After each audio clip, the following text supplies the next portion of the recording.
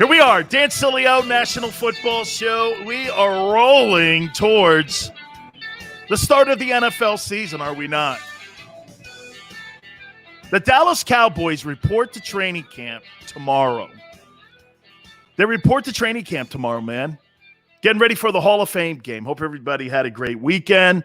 Are you watching this NBA playoffs? I've been watching it a little bit. Won't lie to you, man. I hope Giannis and the Bucks end up taking out the Suns and they win a championship. Giannis looks like he could be the best player on the planet now. Good for him. Here's a guy that stays in a small market.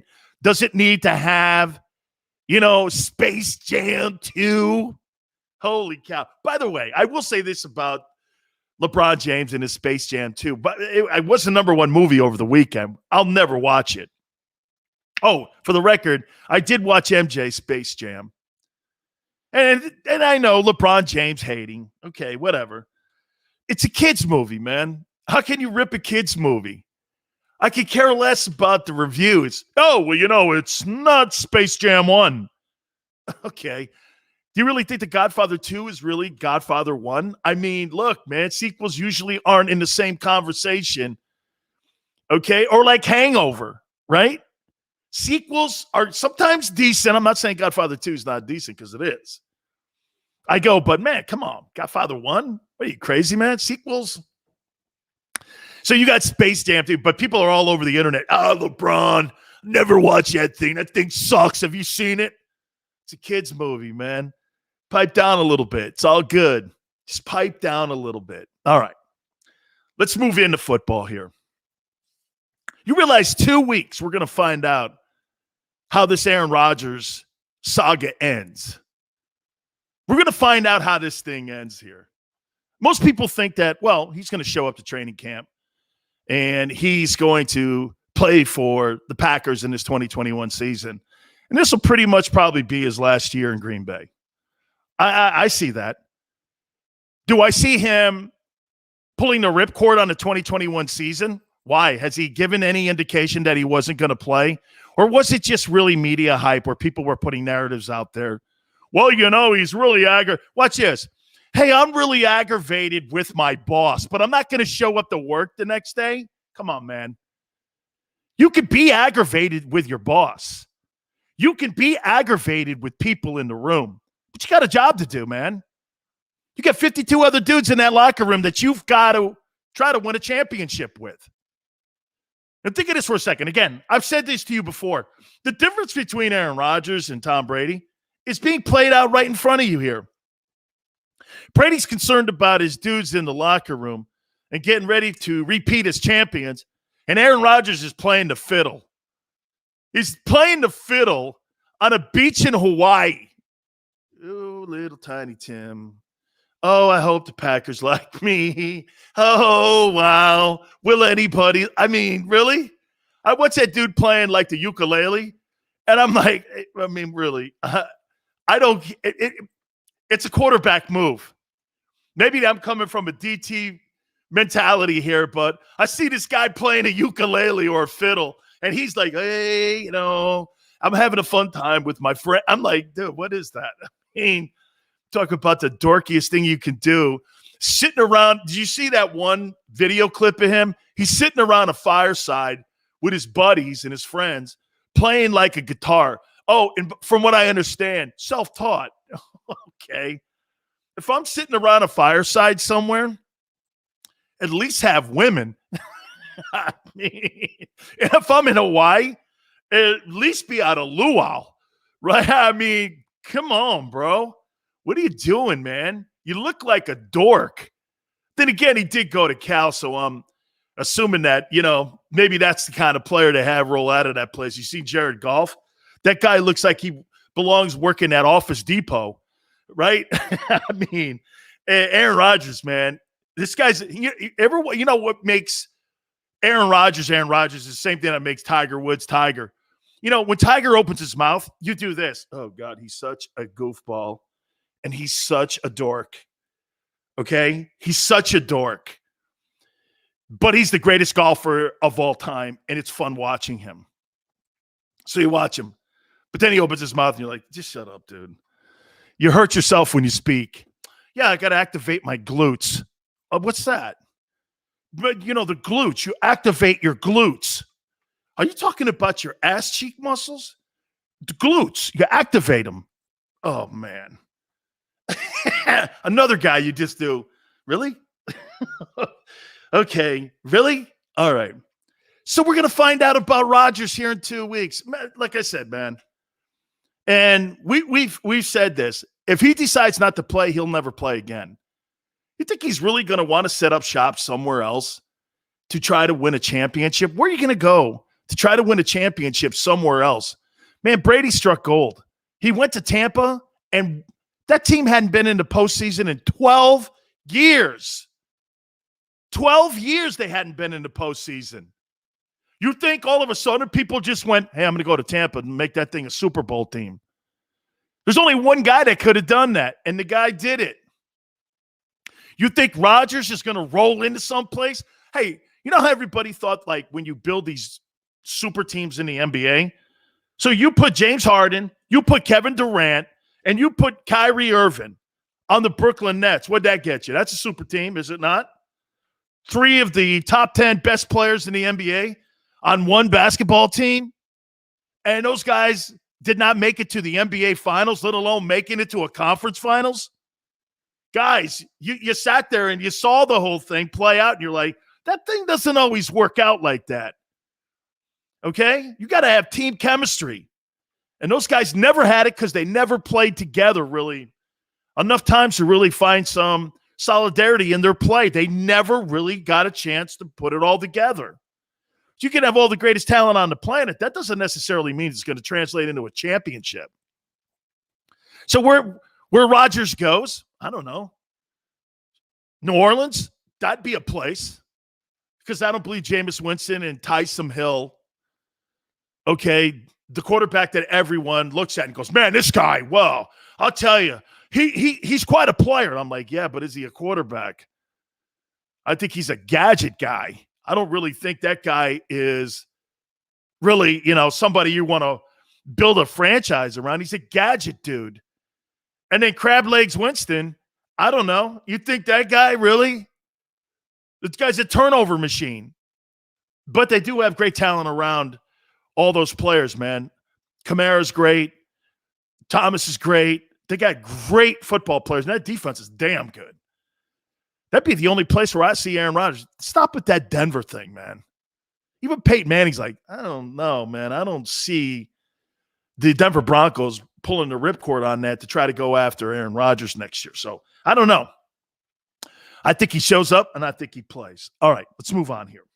Oh, by the way, our boy Jason Cole, bottom of the hour. As we get ready for the Hall of Fame game, we'll talk with our friend, our resident insider. We'll get his thoughts as we prepare. Maybe he has a different opinion. Plus, we always want to pimp Jason's book here, too, about John Elway. Him and Elway are boys. So we'll talk to him. That'll be at the bottom of the hour. So it looks like tomorrow, Joe Biden's going to be inviting the Tampa Bay Buccaneers to the White House to celebrate their incredible victory. I wonder if Tom Brady shows up. Remember, Brady's a Trump dude. Okay? And he didn't show up to the last, time that they were celebrating when he was in New England, when he won Super Bowl VI or his 6th. Okay? He didn't show up because he didn't want to make it about, the politics and the friendship between him and Trump and Bob Kraft. So I think it's going to be pretty interesting to see if Tom Brady shows up to this thing. Is Brady going to go into a Biden White House? And by the way, I'll hit on that in a minute too. Yeah, so that'll be one dynamic. And now you have football players and people and other celebrities now showing up to the White House because Trump's not in the White House. Let me put this in full perspective. Have you ever been to the White House and had your team honored? I have. Okay? Have you? It's one of the greatest honors that you can possibly have is to be celebrated by your country and asked to go to the White House. I don't give a rat's ass who's behind the Resolute desk. I could care less. That has nothing to do with him. You invited us. Remember I said this. us.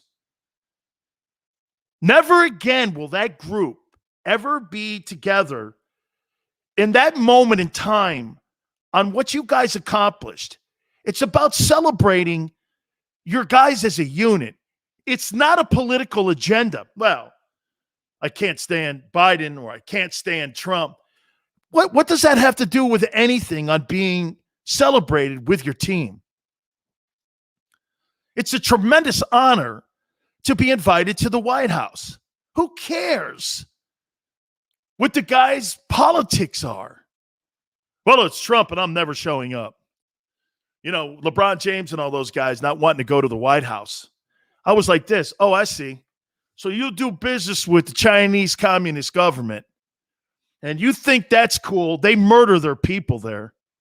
They murder protesters and put people in concentration camps. But you won't honor or be honored by our own country? That's where it fell on deaf ears for me. So I didn't care. I was like, how could you not want to have your team celebrated? Who cares who the president of the United States is? I mean it, man. I'm not there because of you. I'm there because you invited our great accomplishment and we did something as a unit.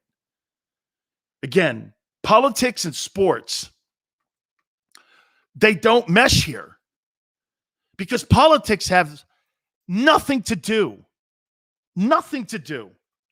with being looked at in your accomplishment as a great achievement and your country being, rewarded or rewarding you for your great accomplishment in winning a Super Bowl last year. So there'll be some political agendas like we'll see at the Olympic Games. Olympic Games and the opening ceremonies, I believe, are Friday. We'll be watching a whole bunch of that crap. I completely shove that stuff to the side, man. I don't care what your political politics are. You're representing our country, man. I mean, do it with dignity. You know what's great? I tell people this all the time. People try to compare themselves to Muhammad Ali when it comes to being an activist. Muhammad Ali never at any time in his illustrious career ever did anything when it came to protesting inside the boxing arena.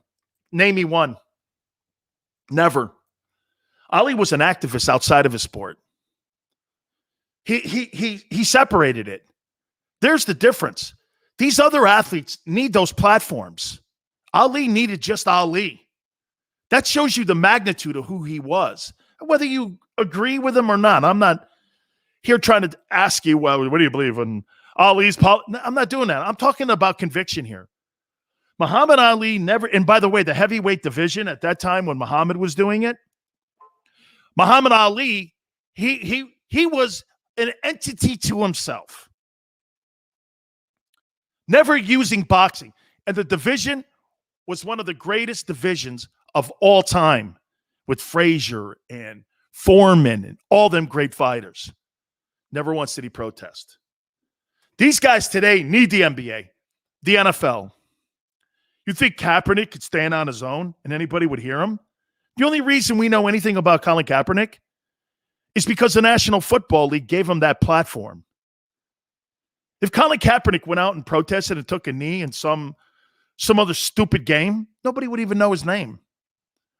But because these leagues, again, you're not bigger than those leagues, you use those platforms. So, again, the White House stuff, come on, man. President of the United States. And for the record, would I go if Biden invited my team? Of course I'd go. Would I go if Trump? Of course I'd go. You're honoring my team. You're honoring our achievement. So I hope there's no stupid stuff when it comes to the president and the Buccaneers tomorrow. And by the way, for the record, Bruce Arians, he's a guy who will speak his mind. Okay? I don't believe that Bruce Arians is a Democrat. I believe Bruce Arians is Bruce Arians, and he has his own political agenda. So we'll see. Unlike Popovich, who's a bully, Bruce Arians is spectacular, and I root for him. All right. So the other story that was going around this weekend was Richard Sherman. And Richard Sherman pleaded not guilty in his domestic burglary case. And hey, and for the record, do I think he'll get an opportunity to play this coming year? I do. I'm going to tell you why. He got drunk. It was a horrific scene for his resume and for him, the man. But he brought something up that I brought up last week that's important. That is his health, his mental health. And I said this last week. When I heard that 911 call and I heard his wife and I heard the people that were in that unfortunate circumstances and listening to him, I hope he gets his help. I hope he gets the opportunity to get a chance to rectify a wrong with his family and to get a chance to play again. Everybody has a bad moment, okay? You shouldn't be gauged on a moment like that, especially when you're struggling with mental health.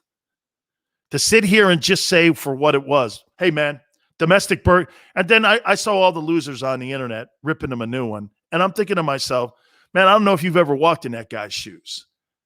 That guy is one of the most revered people and respected guys in the NFL. Players love him. Players revere him. He's a leader. Had a bad moment. Shouldn't be gauged or canceled because you had a bad moment.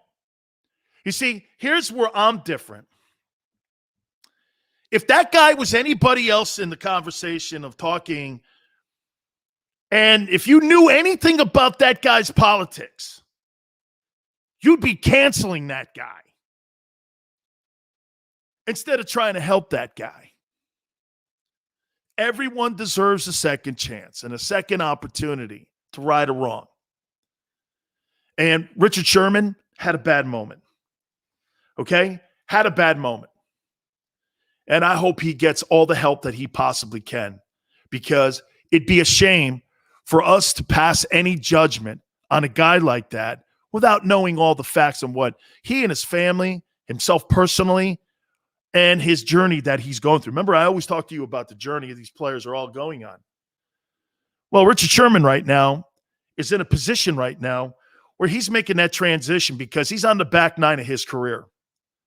And sometimes when you have a come to Jesus conversation and you look in the mirror and you have to do this, we all do it. Some more later down the line because they're just better players. Richard Sherman's looking in that mirror right now going, what am I going to do when I'm done playing football? What am I going to do with the rest of my life? If you think that's an easy transition, it's not. And he's coming to grips with it right now because it's coming to an end. Tom Brady's doing the same thing. Brady's coming to an end, and he knows it's close. He's trying to squeeze that last bit of football and passion and drive. That's why he's always looking to fuel the fire, to keep throwing that wood on the fire. Brady, and I say this to you guys, and again, this is all about making that transition once you go from your first love, and that's football, into real life. That ain't that easy, man. I've always said this about Brady. The greatest 1-0 athlete I've ever seen. This guy doesn't care what he did in the past. You know, I heard Giannis say that the other day. People who talk about their past, that's ego.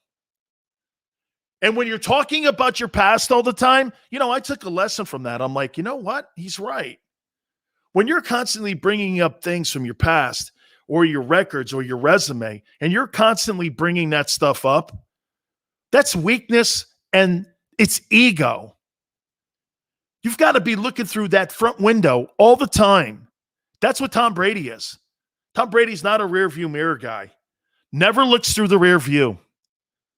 You know, you'll catch LeBron going, hey, I'm really glad that I passed Kobe, or I've done some other thing here. He's always bringing up and always kissing his own ass and always tooting his own horn and always being his own PR rep when it comes to it. You never hear Tom Brady talking about statistics, things he's done. I mean, this guy's even now getting drunk, throwing the Lombardi trophy. I mean, it's great. I love this new guy. But Brady's always looking ahead. You know? He's always looking forward, never in the rear view. And now when you're coming down to the final couple holes of your career, you're now having to figure out, what am I going to do? Tom's struggling with that. He doesn't know when to call it. Should he? Absolutely not. He just won a Super Bowl. This guy's a Super Bowl MVP again, right? Richard Sherman's dealing with that. That's some of the things that I'm adding into the Sherman story. Every NFL guy, whether you're Richard Sherman or you're Tom Brady, okay? You all struggle with this.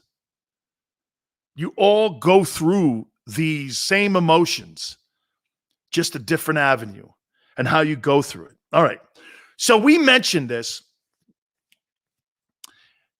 a couple minutes ago, that the Cowboys are going to be opening up their training camp tomorrow, actually, and to start their preparation for the upcoming Hall of Fame game and for the upcoming 2021 season.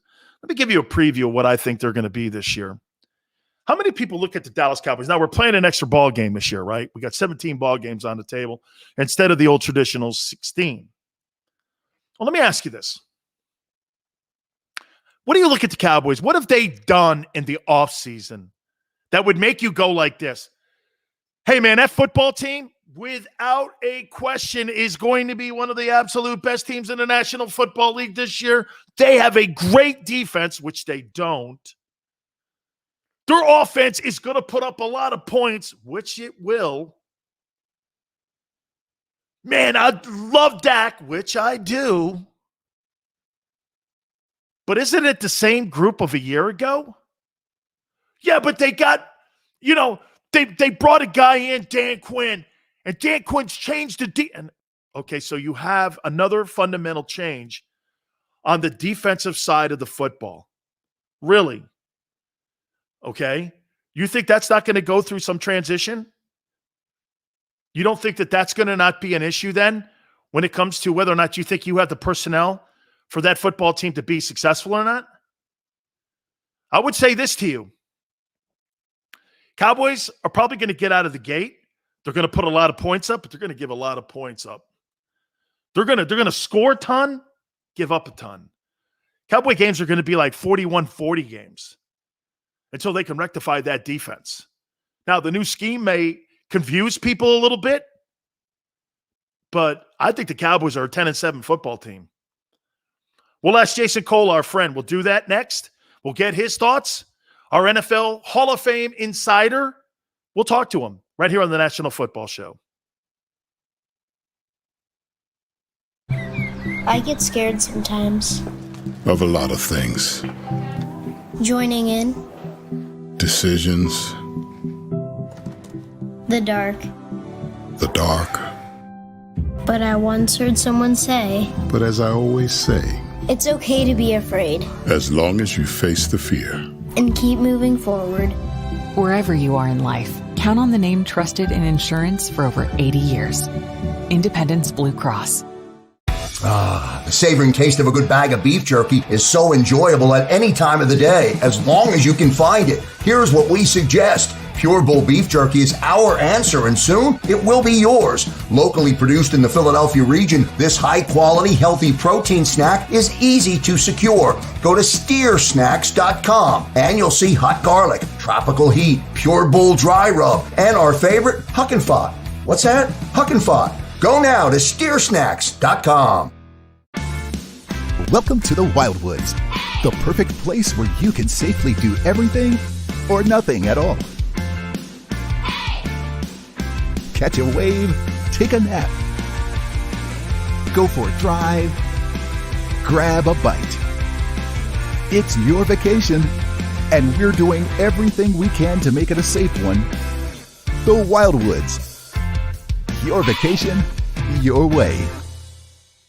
The International Brotherhood of Electrical Workers, Local Union 98, is a proud sponsor of The Labor Show with J. Doc and Krause every Saturday night from 6 till 8 p.m. IBEW Local 98's highly trained and superbly skilled electricians are the best in the business, setting the highest safety standards in the electrical industry. So when you're planning your next industrial, commercial, or residential project, choose an IBEW Local 98 union contractor. Learn more at ibew98.org.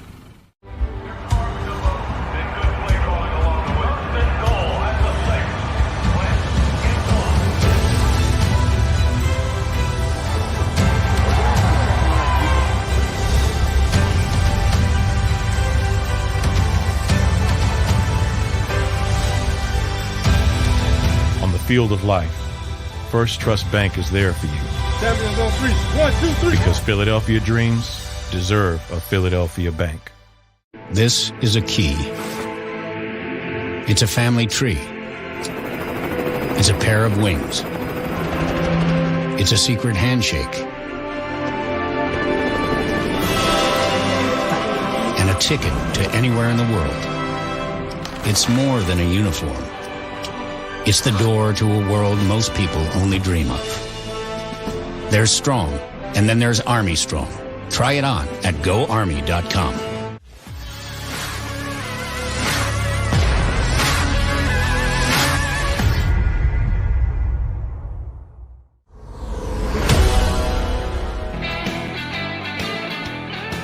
Welcome back to the National Football Show. Great to be with you. Man, football is right around the corner. Oh, my God. Once we're in a training camp, the rest of these sports, they just die on a vine, don't they? What's the big story in baseball? Oh, yeah, Stephen A. Smith ripping into Shohei Ohtani. Wow, riveting. Oh, whatever happened to that? Oh, yeah, that's right. Snowflake America. Well, it was Stephen A., so it must be okay. Watch this. Do you see that? Huh? That's Big Sil's learning how to edit himself. Oh. Hey, I wonder why. Period. That story went away. Right? What else is a big story? Yankees not doing anything? Oh, he starts in New York because he's got it, right? Let's see. Hey, by the way, does anybody know that Bryce Harper plays in Philly? Yeah. Hey, that was a good sign. I always love that sign too, man. So Philadelphia, you got Bryce Harper. You know what the Nationals got? A World Series ring. Hey, done. Right? Wow, that sign looks great. Holy cow, man. Even Pete Rose delivered a World Series. This guy's just delivering whiffs. He plays there, right? I mean, even Nolan Arenado makes the All-Star game, and he got traded from Colorado to St. Louis. What's Harper doing, man? I mean, good night almighty. Talk about a dog contract. Paying that guy north of $30 million to do nothing in a soft-ass National League East. Congratulations. So I say. That's why baseball, man, these guaranteed contracts. See the beautiful thing about the NFL? You sign somebody to a gigantic contract, man, they've got ripcords all in those contracts that they can get out and just cut your ass. And they'll put that dead money on a vine like they did in Philly with Wentz, and they'll sit there and they'll eat that thing, and they don't care because now you can defer that money out because the new CBA is team-friendly. You think the NFL is ever going to get caught up in a contract that they have to eat? There's only one contract right now that applies to. You know what that is? That's really the Atlanta Falcons right now with that Matt Ryan, because if they were to move him or get rid of him, there's still like $63 million of that money that's still owed to him. So they had to bring his ass back in Atlanta. So that's probably pretty much, hey, even the Matthew Stafford money that's out there, they still have money out there on that deal. Jared Goff too, Wentz too. I mean, but look at these NFL teams. Hey, get this. They would rather eat the money than have you on their roster. The roster spot is more important than you. And they'll eat that cash. It's pretty crazy, man. Really is. All right, we're going to catch up with our friend Jason Cole here in a minute. We'll get Jason's thoughts on all of this stuff as we get ready for NFL training camp. And we'll talk to him here in a couple minutes here. Yeah, the Olympics I mentioned to you start up on Friday. I'm such a honk for the Olympics. I really am. I've always thrown this topic out the week of the Olympics. And, would you rather have a Super Bowl ring or would you rather have an Olympic gold medal representing your country? What do you think would be more of an achievement? Standing there on that podium and representing America and actually in front of the world because the world watches this thing here? Or would you rather have a Super Bowl ring inside a team sport and really an American sport? So, I mean, I've always chosen the Olympic gold medal because I think anytime that you get a chance to represent your country, I think that's the greatest achievement on the planet. Stars and Stripes, national anthem, the whole thing. And I know nowadays, because how our culture's set up, that people use, and we were just talking about, Biden welcoming the Buccaneers tomorrow for their achievement and how people want to put politics into it. But politics into sports, it just doesn't make sense. It doesn't make sense you've worked your ass off just to make a political statement. Now, look, I've told you this before. The Olympics are such a great moment. It's such a spectacular moment for our country. I will be watching. I watch the dumbest events. I do. I watch all that stuff. And, I just am a big time fan of it. Now, with the pandemic being, a backdrop to this is going to be an issue, obviously, as we play this thing out here. We'll see how that's going to affect. You're not going to have, I don't think, any fans in the stands from what I'm understanding. So that's really going to look weird. Okay. So I can't wait for this weekend. I do love the opening ceremonies. Let me ask Jason Cole that too. Is he an Olympic guy like I am here? We bring our friend Jason Cole in here now, here on the National Football Show. Jace, thanks for doing this, brother. Hey, are you an Olympic fan? No. You don't like the Olympics? Why?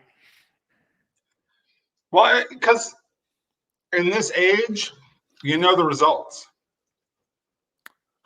You know what's happened before they get aired, right? And you can't avoid it. So the drama's gone. Like, the whole point of sports is to watch it live as it's happened and see how it unfolds. Well, sorry, but I know. And I can't help but know because I'm on Twitter all the time, or I'm on whatever it is. So I know the results. So the whole drama is lost. It's not their fault. If it was here, like if it was in the United States and I could watch it live, that would be okay. But when it's either in Europe or if it's in Asia or wherever they put it, if it's not in this time zone or one of the 3 time zones, it's just not going to work for me. It's not, and it's not the Olympics' fault. It's just the reality of how you present sports. I never thought of that, Jason. That's a damn good take, and I'll throw this at you too. Because they pre-produce most of these spots. NBC puts it together, like you said, and they present it to you as a package live, whereas ABC with Jim McKay, I mean, I remember as a small kid sitting in front of the television, it could be 2:00 in the morning, I'm watching the Munich games, or I'm watching the Montreal games as a young kid, and I'm watching all these events live. It was a different sense of how the games were presented then because ABC did it.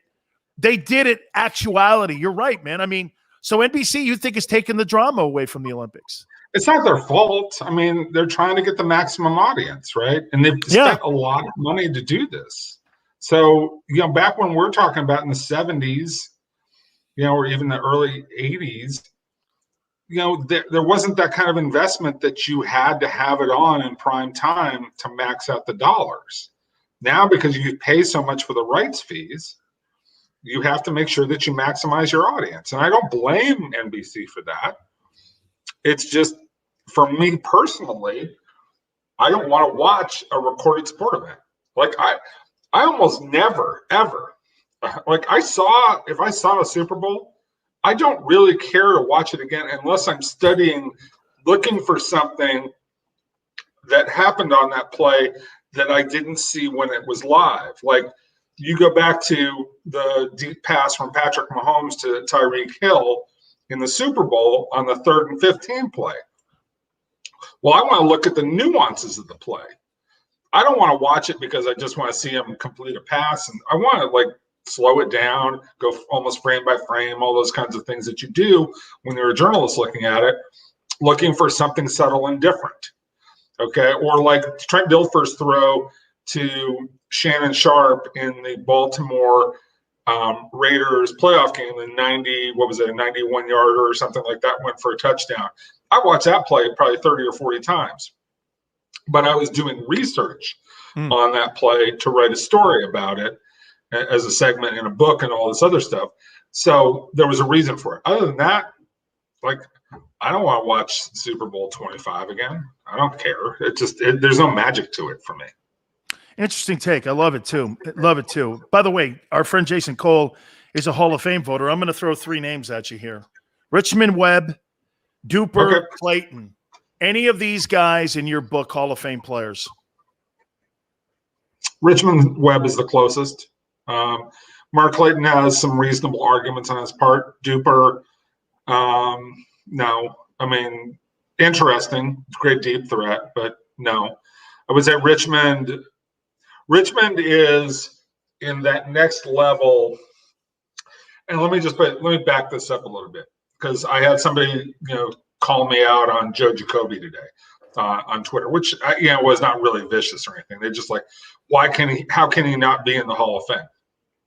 Well, remember that starting in that 80s era, you're talking about the best era for about a good 25-year period of time. You're talking about the best era in the history of the National Football League for left tackle, because the position became so valuable. And by the way, Anthony Munoz gets drafted by the Cincinnati Bengals, and he's the prototype, right? And Anthony Munoz, like, you just don't draw him up any better than that, right?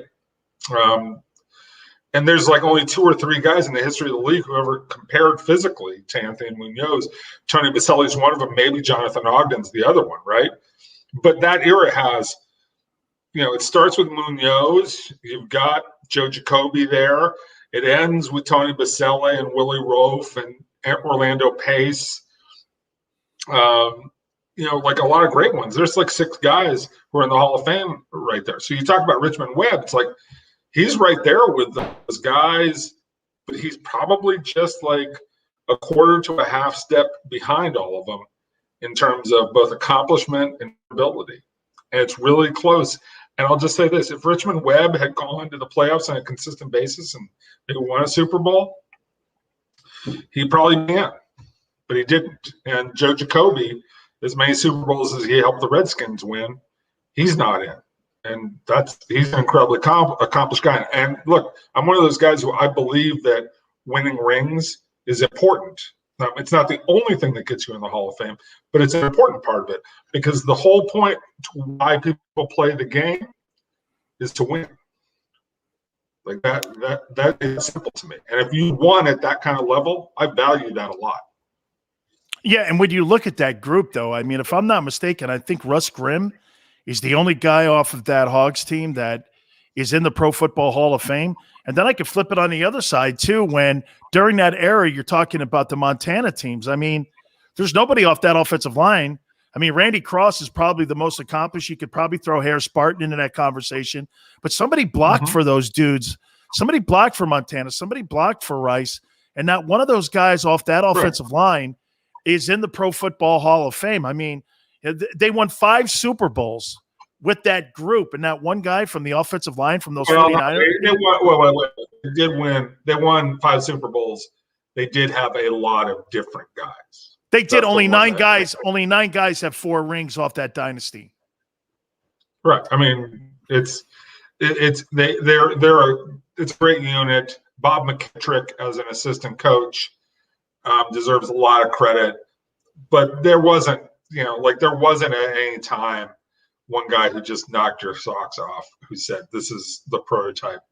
Randy Cross and Harris Spartan as close as it gets. But, Bubba Paris, Wallace, but they had a lot of really good players, and that's just the way it goes. In some respects, I would say that the Hogs are similar. Yeah, so, Jace, you really look at all these guys. Do you look at some of these guys when you're evaluating for potential Hall of Fame guys?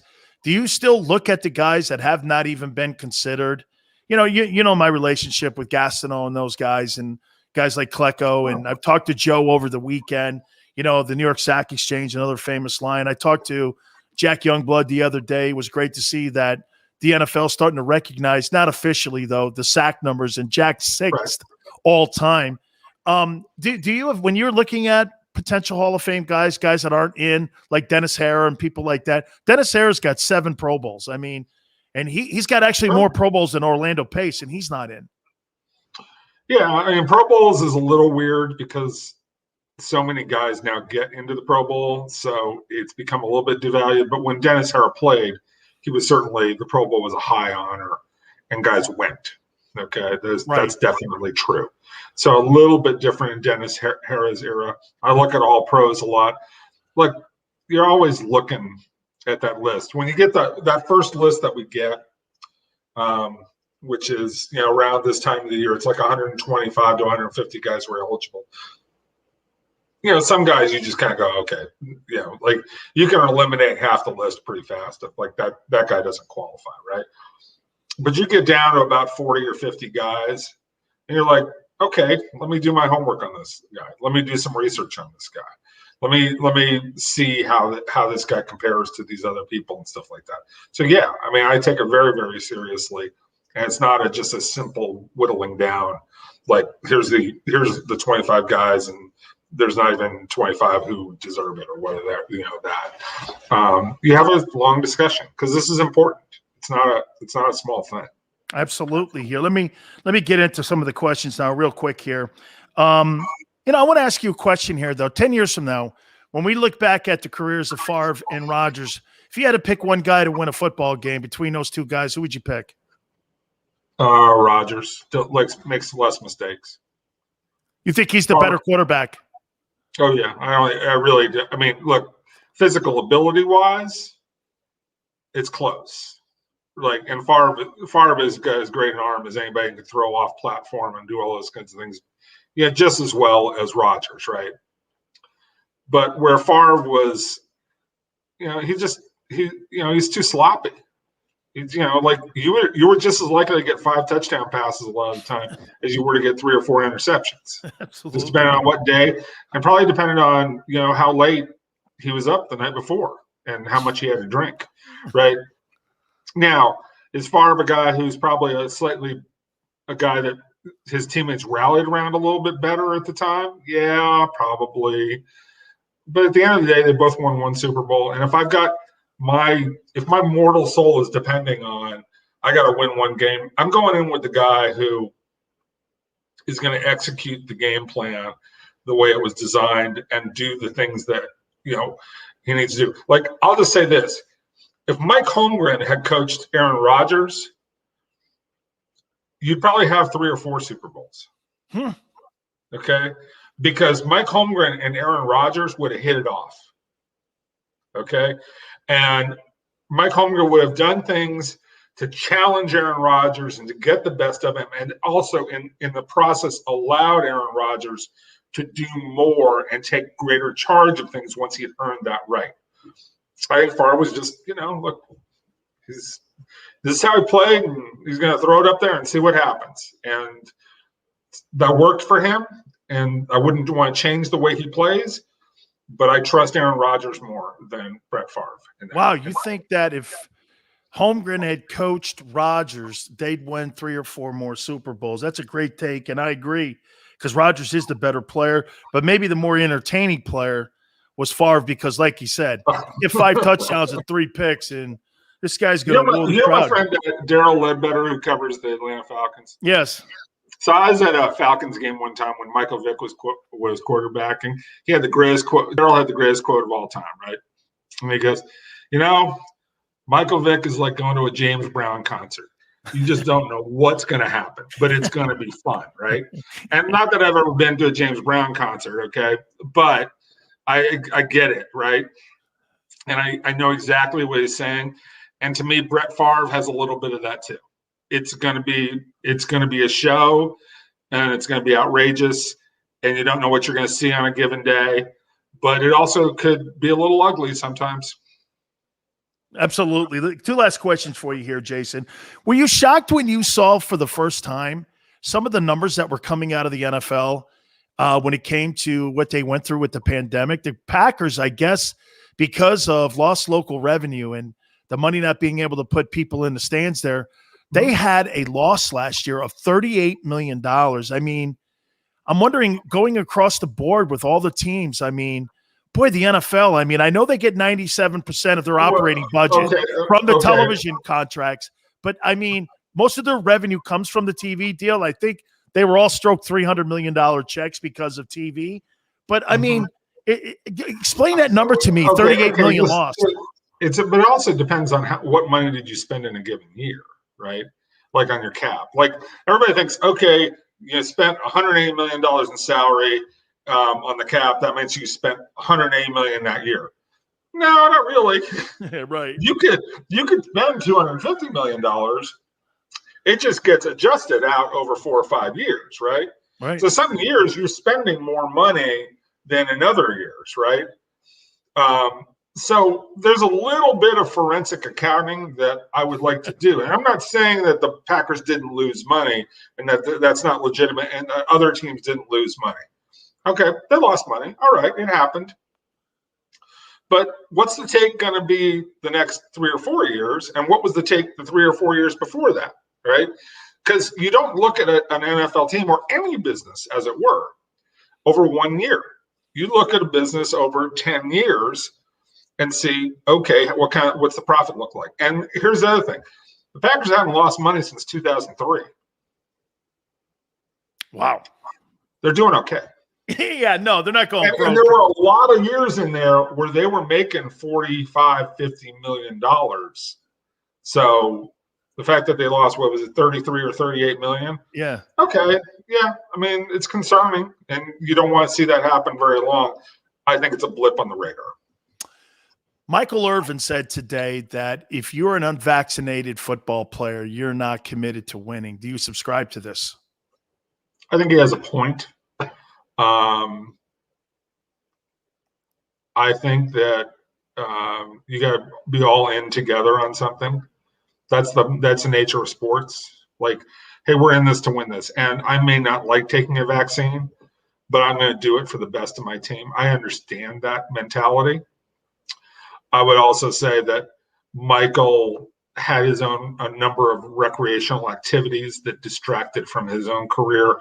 So let's not act holier than thou completely. But at the end of the day, I will grant this. Michael Irvin was about winning. Okay. And more so than most players. So I'll just say this. It's easy to say when you don't have to take the vaccine. It's easy to say when you're removed from it. It's easy to say when you're not in the middle of it, living it. Okay? It's very easy for Michael Irvin to say these kinds of things. He's not necessarily wrong, but he's not 100% right. I would say this. I would have a talk to my guys and say, look, guys, if we're going to do this, we got to be bought in. If you're going to stand up and say, I can't do this for whatever moral reasons, stand up and say it now, and let's all own it together as a group, and we'll be behind each other. But don't sit there and say, I'm not going to do that because I'm not part of the group and I'm just here for myself. Like that doesn't work in football. I would say this, Jason. If I were in the game today, I would wear a mask and get vaccinated because you know why?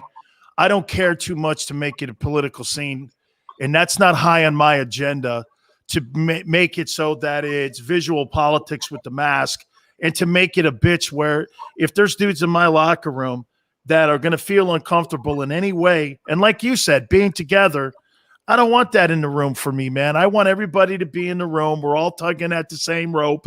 We're all pulling in the same direction. That's not an agenda that I'm going to sit there and battle. That's not something that if I'm going to fight for something, I'm not fighting.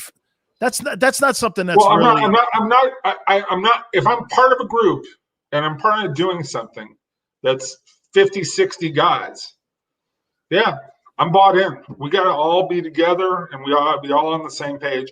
Or if you're not, say so and raise your hand. I remember there was a great one, Dan Marino, in 1987, when they went on a player strike, Dan Marino said, guys, we're going to be going out.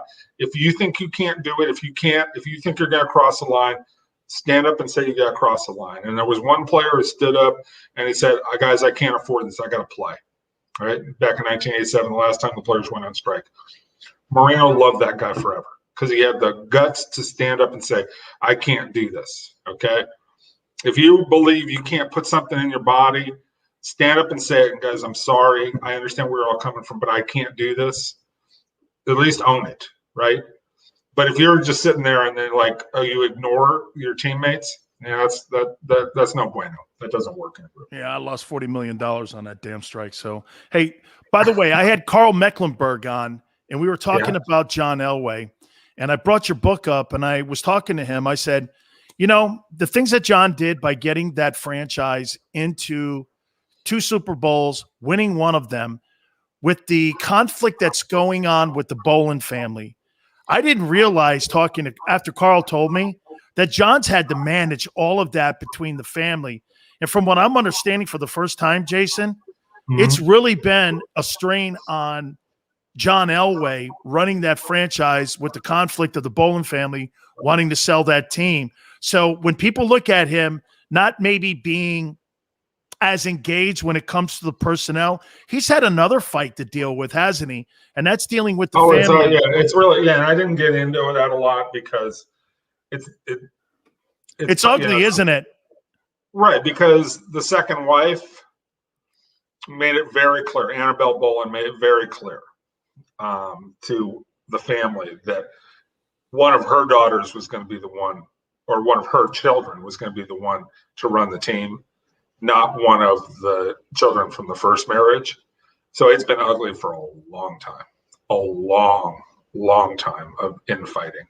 And, the fact that, Pat had his brothers and sister as partners for a long time. And, it's very complicated. The Rooneys went through this whole thing too, years ago with the Steelers.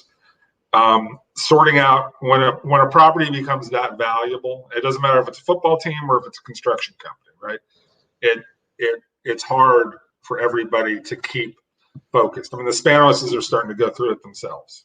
Now that the Spanos parents have both died in the last couple of years, Dean Spanos and his brothers and sister are also dealing with the same kind of infighting. I think it's going to be real quick, Jace. I think it's going to be real quick to see who buys his team. I thought maybe Stan Kroenke would maybe do a transfer like we saw a couple teams do back in the day, but it's a number 2 market. He's got a brand new stadium. I doubt he ends up doing that because he does own the Nuggets. He owns the Avalanche. He's a really big fixture in that. Oh, it's going to be one of Elway's buddies who buys the team if they sell. You think Elway will be part of that ownership? Oh, absolutely, 100%. 100%. So Elway's going to be owner. Okay, that would be great. Jace, I appreciate it. He himself doesn't have the money to do it, but he's got a lot of buddies that they'll buy into that team. Make sure you get the book, A Relentless Life, written by my friend Jason Cole. What about one of the greatest quarterbacks of all time. Jace, it's always great catching up, brother. Love you, man. Thank you. Be good. Talk to you. You got it. Our friend Jason Cole. See, when we had Carl Mecklenburg on, I didn't realize the infighting that was going on, inside the organization. I'd always been throwing this out there about John Elway. John Elway, if you look at his drafts over the last couple of years, you see some pretty good players being put on the defensive side of the football, but the inconsistency that we've seen in that organization, I mean, there's been a lot, and that's been because of management, and that's been because of the infighting. The family's trying to sell the football team, but what's being a holdup here is the NFL's like, you got to get your family to first figure out who's going to be the executor, how this is going to go forward. And the Bolin family is still struggling with that. And so is that franchise. They're kind of like in limbo. Real quick also, we're going to talk at the top of the hour about Michael Irvin's comments about if you're unvaccinated, you're really not committed to winning. Made, a lot of noise today. And we'll talk about, my friend, that'll be at the top of the hour here. But, when you're talking about, the Packers, what it's been like for them this offseason, make it very clear to you, man. There's no coincidence that Green Bay struggled at the end of the season last year. And there's no coincidence that still their priorities has to be, there's got to be one guy in that building, one dude in that building that makes all decisions, and it's got to be the head coach. Matt LaFleur is not going to be a guy that's going to sit here and have the autonomy to go against Mark Murphy, the president of the organization. So this whole Rodgers storyline could have been really eradicated by the coach, but you don't have a strong-willed coach in that organization like a Mike Holmgren. I also thought it was pretty interesting on what Jason said about, if Mike Holmgren had Aaron Rodgers, he'd have won more Super Bowls. That those two guys would have been more compatible than, say, Mike McCarthy. See, here's what I always say, what a great coach is. A great coach conforms to the player that you have in front of you. And you don't make that player. Okay, how many times have you been hired by a company? This goes on in radio all the time. Guy has a great career at a particular market. Guy has a great radio show somewhere. Another market hires him, or another radio station hires him. First thing the dude gets in the building, you know what they do? They try changing the guy. Hey, maybe if you did it this way, we're going to try to do. No. You hired that guy. Why would you, as soon as you bring that dude into your room, why would the first thing be to try to put someone else in the room with him, to try to add something different to him, when that guy didn't have any success with any of those suggestions? Now, look, I'm not one of those guys that's not open to listening, but what I am against is you bring someone into your organization, the first thing you want to try to do is change. How many times do we look at a guy, a free agent in football? They draft a guy, they bring him in, and you go like this guy just sucked out loud here. How come? Because you weren't really bringing that player in with the things that you saw that made him successful, that intrigued you. You thought, looking at that football player, that you could bring him in and fit him into what you were doing. That's not how it works. This is why, in my opinion, you're seeing more of these college quarterbacks coming from the college game now that are having more success, and you're seeing less bust than what we've seen in the past. The old mentality and the old coaches, by the way, that's why this transition on seeing coaches like Brandon Staley and guys like Kevin Stefanski and people like that and all these young-minded guys, these guys aren't buried in their mentality. A coach told me this, and there's no question, and I played for this coach, by the way. And I asked Bobby Ross. You guys probably may not know the name. Bobby Ross was a college football coach, won a national championship at Georgia Tech. He coached me at Maryland my freshman year. Then he went to the San Diego Chargers and brought that team to the Super Bowl. They got destroyed by the 49ers in that game. But still, Bobby had success. And I asked him, how did you make that transition from the college game? Because it's not the easiest transition to do. Bobby goes, it's easy. I walked in, I realized what we had on the field, and we changed as a staff. I said, that's freaking brilliant. You didn't make the players that you had on the roster change to you. You changed to what you had on the roster. And then as you add your type of people, that transition's going to be a lot more seamless. It's a brilliant way of doing things.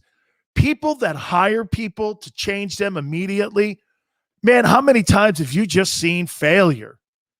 You bring it. Look at Matt Rule. He's bringing in Sam Darnold. Sam Darnold, again, if Matt Rule, the head coach of the Carolina Panthers, if he's smart, he goes back to what they were doing with Clay Helton at Southern Cal. And they figure out, okay, this guy's great at a shotgun. Okay. Didn't do a lot of shotgun in New York. Didn't have the personnel to do that. When you saw Sam Darnold getting back in a 7-step drop, didn't you do this? He's kind of athletic, but he's a floater. That's because this guy did the majority of his entire career as a guy taking snaps from the shotgun. Well, if he's more comfortable in shotgun, go shotgun. Why is that so difficult? But coaches don't like to do that because, get this, that's an uncomfortable place to be for coaches because it's an unknown. Coaches don't like to gamble like that. It becomes a hot potato for them. Yeah, I'm not a real big fan on going out of shotgun. You get more out of play action when you're coming out of, having a quarterback that comes out from under center. Well, man, if you made a trade for the guy, you brought him in, and then you immediately want to, and I hear Matt Rule's doing a lot more shotgun. All right. So Michael Irvin made a comment today. pretty controversial one. It's going around the internet and everybody's commenting on it. If you're unvaccinated, you're not committed to winning. What does that mean? We'll do it next. You keep it here on the National Football Show. I get scared sometimes. Of a lot of things. Joining in. Decisions. The dark. The dark. But I once heard someone say, But as I always say, it's okay to be afraid. as long as you face the fear. And keep moving forward. Wherever you are in life, count on the name trusted in insurance for over 80 years. Independence Blue Cross. The savoring taste of a good bag of beef jerky is so enjoyable at any time of the day, as long as you can find it. Here's what we suggest. Pure Bull beef jerky is our answer, and soon it will be yours. Locally produced in the Philadelphia region, this high-quality, healthy protein snack is easy to cure. Go to steersnacks.com, and you'll see hot garlic, tropical heat, Pure Bull dry rub, and our favorite, Huck and Fod. What's that? Huck and Fod. Go now to steersnacks.com. Welcome to the Wildwoods, the perfect place where you can safely do everything or nothing at all. Catch a wave, take a nap, go for a drive, grab a bite. It's your vacation, and we're doing everything we can to make it a safe one. The Wildwoods. Your vacation, your way. The International Brotherhood of Electrical Workers, Local Union 98, is a proud sponsor of The Labor Show with J. and Krause every Saturday night from 6 till 8 p.m. IBEW Local 98's highly trained and superbly skilled electricians are the best in the business, setting the highest safety standards in the electrical industry. So when you're planning your next industrial, commercial, or residential project, choose an IBEW Local 98 union contractor. Learn more at ibew98.org.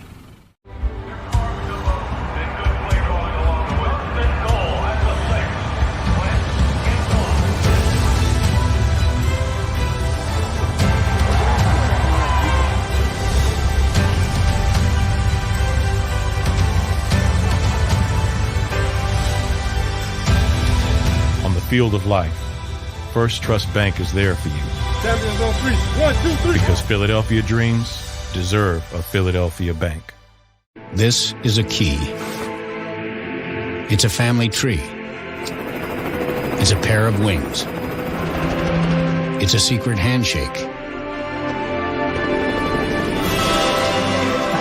And a ticket to anywhere in the world. It's more than a uniform. It's the door to a world most people only dream of. There's Strong, and then there's Army Strong. Try it on at GoArmy.com.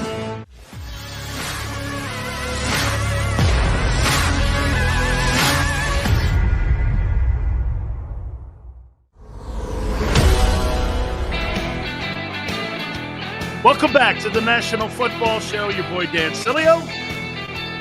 Tomorrow the Cowboys report to training camp. We're here. We are here. You watching any of the NBA Finals? Does Milwaukee and Phoenix intrigue you? Are you a big market fan? If you live in a big market, you know, small market teams usually don't, unless it's pro football. You know, it's funny. Big market sports fans don't care at Green Bay or Minneapolis or any of those cities, Nashville. They come rolling into your city, okay? The NFL, it's not like that, right? There's no such thing as a small market team in the NFL. Nobody cares about that. Baseball, you know, the Padres have kind of changed that distinction a little bit because now you've got two $300 million players. And get this, I think it was 6 years ago, they had a payroll of $60 million. And now they have two guys combined making $60 million on that 24-man roster. Okay, I mean, that roster is one of the highest, you know, paid out rosters in all of sports. I mean, so they've kind of changed that a little bit. And because of the revenue you're now seeing with cable television and now with the advent of gambling being added to the sports world, you're going to see that distinction of small markets, that's going to go away. That stuff's going to vaporize because nobody cares about that. But still, when it comes to basketball, watch this. Orlando Magic. Is that going to move the needle unless Shaq's on the team? Right? I don't know. Magic? Memphis? I'm not interested in that. Milwaukee? They got Giannis. He looks like a really good player.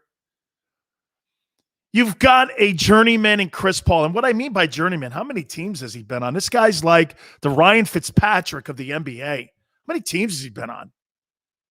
So, I mean, the NBA still is battling itself because here, if you don't, they have a fundamental flaw in how they promote their sport. Baseball still to this day has a small issue with that as well. I mean, watch this.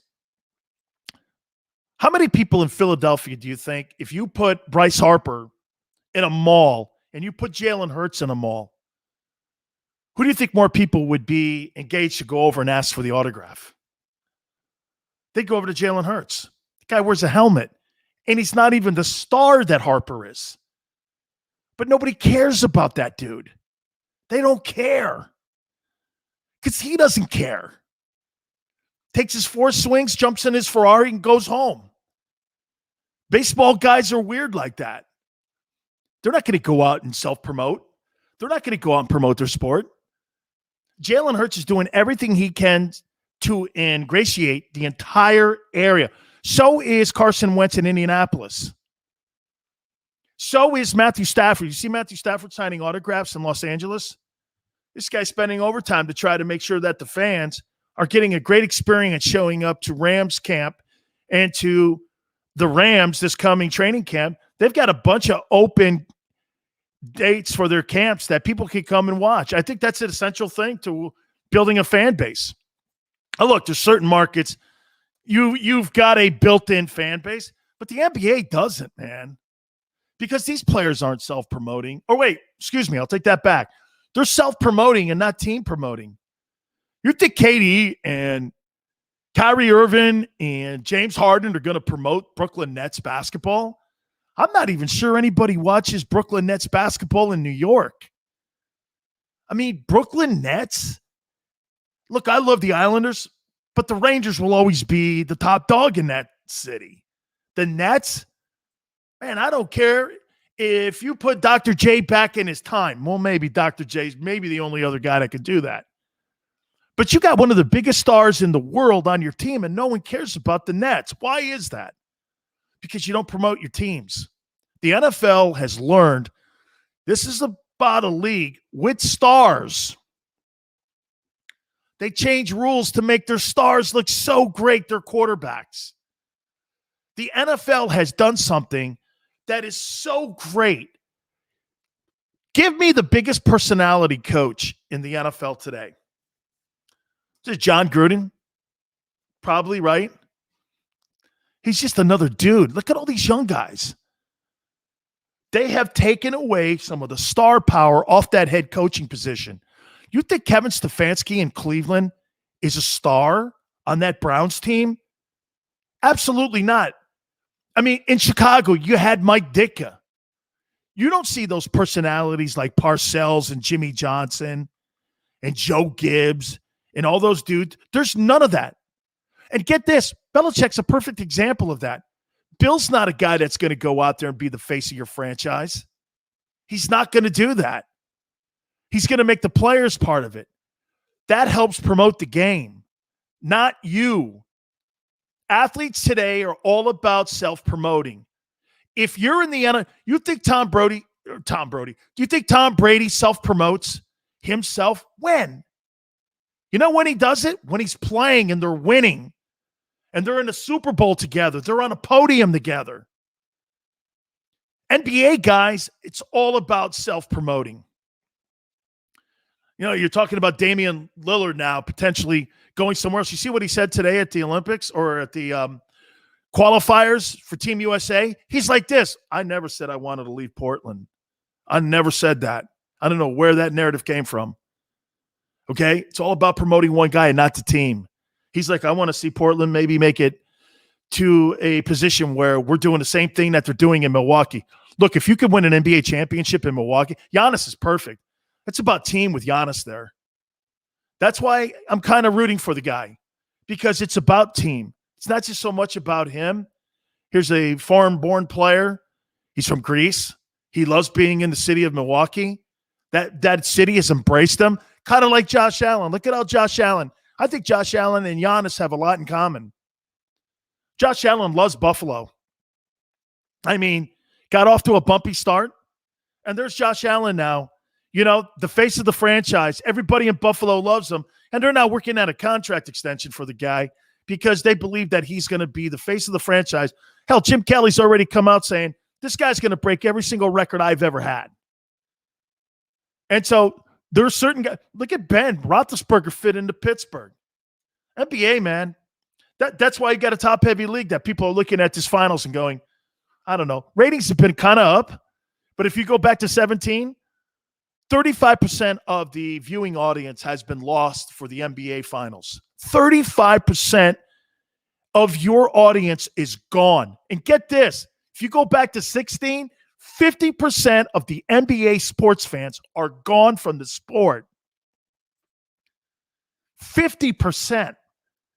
You've lost half your audience. If you had 5 years ago, if you had 10 fans in the room that were NBA guys, 5 of them are no longer fans of the sport. You're not growing your fan base. That's got to be a massive concern. Half your fan base is gone in 5 years. You need to evaluate what you're doing, Adam Silver, and I love the dude. But, man, it's time to have a come-to-Jesus conversation. All right. Let's go on to Michael Irvin now. Let me give you a small history of my relationship with Michael. I've known Michael Irvin since I was 20 years old. And I'm in my 50s now. And I've known this man, and he is one of the absolute greatest teammates I've ever been around. Does Michael Irvin have history of issues? Yes. Is Michael Irvin a person that you look at and you take advice from? You should. Michael Irvin is a guy that teammates love and opponents hate. Being on a football team with him, you're never going to find a harder worker. Give you a quick story here. And if you listen to my national radio show, I've told this story about when we were young, and I think he was a couple of years behind me. He may have been 1 year behind me, if I'm not mistaken, when we were at the University of Miami. Michael Irvin had a stopwatch around his neck. I'll never forget this. He's running after practice, ran a mile around the field. Then Michael Irvin ran a mile backwards. You know, work on his equilibrium, making turns for the ball in the air, all this. So I'm going out there doing routes, all of this. He looked over at me and he goes, Big Sills, 4'5", I'm in the Hall of Fame. Michael Irvin was 18 years old when he was saying that to me. 18 years old. He was saying, I posted pictures of me and him when we were in games. He used to always come over and check on me if I got banged up, or I'd check on him if he got banged up. Was Michael Irvin a handful? We all were for Jimmy Johnson back then. And yes, he was. He got to Dallas. We all know the stories. But you won't find a better leader, and you won't find a better teammate that cares about you more than that guy. So he came out publicly and said that if you're unvaccinated, you're not committed to winning. And I kind of said this with Jason Cole in the last hour. Look, my philosophy on the vaccination and the mask and all, it's not a battle I care about. I really don't care. If it bugs you, I'll wear a mask. If we all have to get vaccinated to make everybody in the locker room feel better about themselves, or to have the coaches feel better about themselves, fine. And for the record here, I'm not telling you to get it or not. I think that's everybody's own decision in their own family. So I'm not here telling you what you should do. And again, I'm not going to go down this line, but know this. This is going to be a storyline. I know it's going to nauseate half the room, but this is going to be a story. We just saw it play out a little bit in the NBA playoffs here with Chris Paul. He had to miss some games in the playoffs because of him being involved in contact tracing. I don't even know what that means, nor do I care. I just know this. Like my wife and I and my kid do this. Hey, we carry a mask with us because you know why? I don't want confrontation on it. I don't want anybody saying anything to me. I'm not going to identify myself with politics because I wear a mask. I think it's become identity politics now. And I just don't want to get into that conversation because I don't care. Okay? This is all about the visual, isn't it? This is so awful. And what's happened is our government and people in Washington have made this so. Shouldn't this be up to every person privately? You know, there's a radio station in Detroit right now that's going on the air that has said these particular names are unvaccinated versus these. That's against the law. Anytime that you divulge one's health records, that's against the law. It's a crime to do that. You guys remember when Adam Schefter put on his Twitter feed Jason Pierre-Paul's blown out hand where he lost his fingers in that unfortunate firecracker accident? ESPN had to pay like $700,000. Schefter was fined himself and he was suspended because it was against the law to do that. You can't put some, he put on his Twitter feed Jason Pierre-Paul's medical records. And anytime you ask a medical question to somebody, that's against the law. You can't go like this. Hey, are you vaccinated? Prove it to me. So what's next? Hey, show me your smallpox vaccination card. You can't do that. That's identity politics front and center right there for it. You can't. It's against the law. So when you have a radio station, actual radio station doing that. One of my friends who posted it goes, I couldn't believe what I was listening to. This is a bull-faced lie. These are people trying to shame certain people. And again, this is what we have in our society today. People shaming. This is not journalism. You think putting people's names out there on people who have been vaccinated and not vaccinated is journalism? Who gave you that high authority to do that? You're not a doctor. You just play one on the air. And I'm not a doctor. Nor would I ever play one on the air. Holy cow. So Michael's contention is you're not committed to winning. This is where I'm, having known the man, I'm going to dissect this. Mike believes that everybody should eat the same meal, ride the same bus, be on the same plane, wear the same jerseys, because this is what he was taught. He was taught this from Jimmy Johnson. Think about what Jimmy did. You got to remember something. For pretty much all of Michael Irvin's career, college included, he had one guy teaching him this. That was Jimmy. Yeah, Barry and a couple other guys, but his winning was with Jimmy. He won at Miami with Jimmy, and he won in Dallas with Jimmy. And Coach Johnson's philosophy is we are all in one boat. So I understand where he's coming from. Coach Johnson did that all the time to us. Okay? Did that all the time. We'll wear one shirt that says there's no I in team. He would have like theme nights. We would sit around, go to murder movies. It was crazy, man. Watching a guy's head fall off, man. We're all sitting there, and Jimmy loved taking us to horror movies. We did everything together. We ate together, man. We were on the same plane, and the things we did, we fought together. So I got where he was coming from. And I don't think people out there probably took it so that, well, are you trying to tell me that if I don't have a shot, I'm not thinking about winning a championship? If you're looking at it for just that, it's not a smart comment by Mike, because Mike's not a doctor either. But at the end of the day, Mike's just trying to talk to you as a teammate.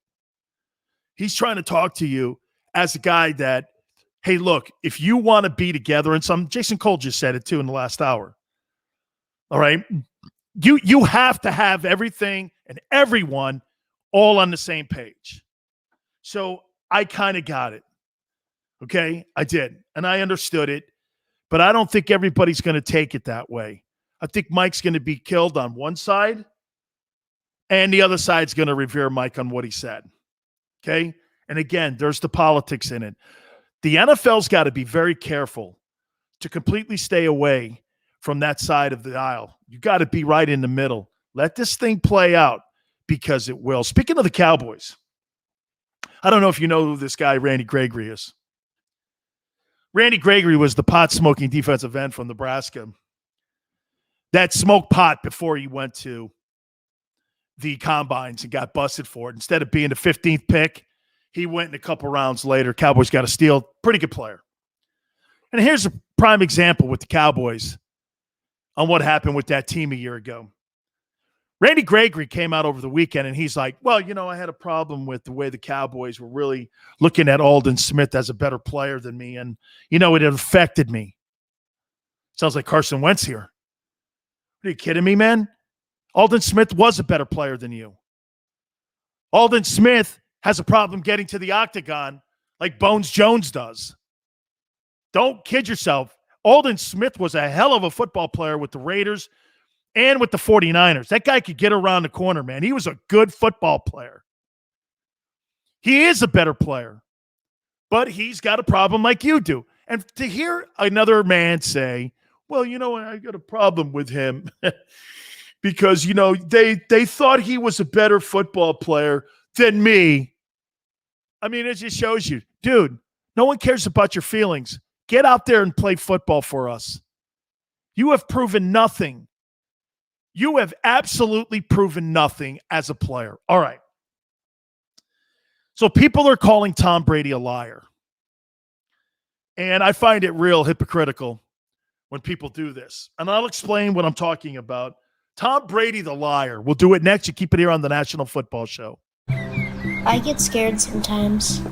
Of a lot of things. Joining in. Decisions. The dark. The dark. But I once heard someone say, But as I always say, it's okay to be afraid. as long as you face the fear. And keep moving forward. Wherever you are in life, count on the name trusted in insurance for over 80 years. Independence Blue Cross. The savoring taste of a good bag of beef jerky is so enjoyable at any time of the day, as long as you can find it. Here's what we suggest. Pure Bull Beef Jerky is our answer, and soon it will be yours. Locally produced in the Philadelphia region, this high-quality, healthy protein snack is easy to secure. Go to steersnacks.com, and you'll see hot garlic, tropical heat, Pure Bull dry rub, and our favorite, Huck and Fod. What's that? Huck and Fod. Go now to steersnacks.com. Welcome to the Wildwoods, the perfect place where you can safely do everything or nothing at all. Catch a wave, take a nap, go for a drive, grab a bite. It's your vacation, and we're doing everything we can to make it a safe one. The Wildwoods. Your vacation, your way. The International Brotherhood of Electrical Workers, Local Union 98, is a proud sponsor of The Labor Show with J. and Krause every Saturday night from 6 to 8 p.m. IBEW Local 98's highly trained and superbly skilled electricians are the best in the business, setting the highest safety standards in the electrical industry. So when you're planning your next industrial, commercial, or residential project, choose an IBEW Local 98 union contractor. Learn more at ibew98.org.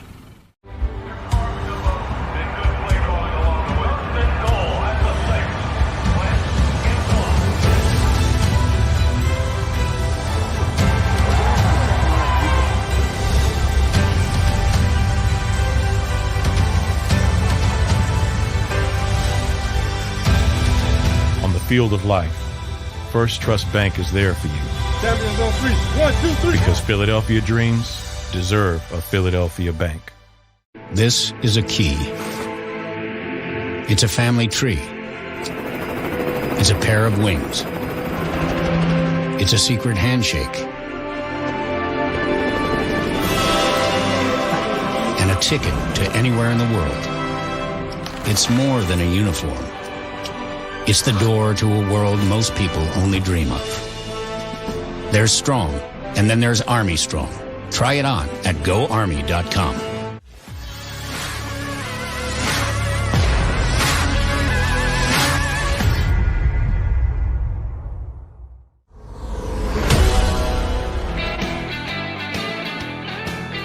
And Sileo National Football Show. By the way, this week, working on Nick Sirianni, the head football coach of the Eagles.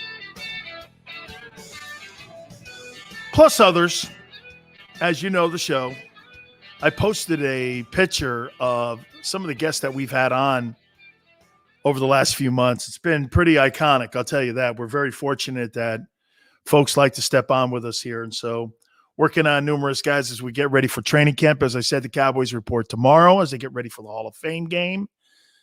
And July 27th, 28th, 26th, right around in there, pretty much all the NFL teams will be showing up to camp as we prepare for the upcoming 2021 season. And exhibition football, 17 games this year. How will teams come out of the pandemic look, right? There's been a change in some of the divisions.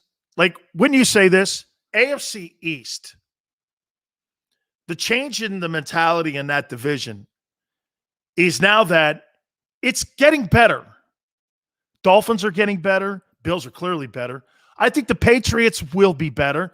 Dominated during the Brady era and Belichick era, though, right? For 15 plus years. I mean, just dominated. So will the Jets be getting better? They got a brand new quarterback from BYU. Seems that it's getting a little bit better, maybe. You know what I mean? I mean, that division, but that division is no longer the Patriots division. So you look at that, young, upcoming. The Bills have a great roster. How about the NFC East? NFC East is still the worst division in football. And here's why. The quarterback play. Jalen Hurts, I have no idea. I'm not going to sit here and go by a couple games that I saw last year when you had all that turmoil in the locker room because of Carson Wentz, whether or not he sucks or not. I look at him and I do this. Same way I do Tua with the Dolphins. I say this about Jalen Hurts. I don't know. You don't want to go into a 2021 season when your quarterback is, I don't know. Is this somebody that we can build a football team around? Is this somebody that's going to be able to get Devontae Smith the football? I don't know. Is your O-line that you're kind of moving some pieces around a little bit? Is it going to be conducive enough like you were a couple of years ago where you're going to be a solid group?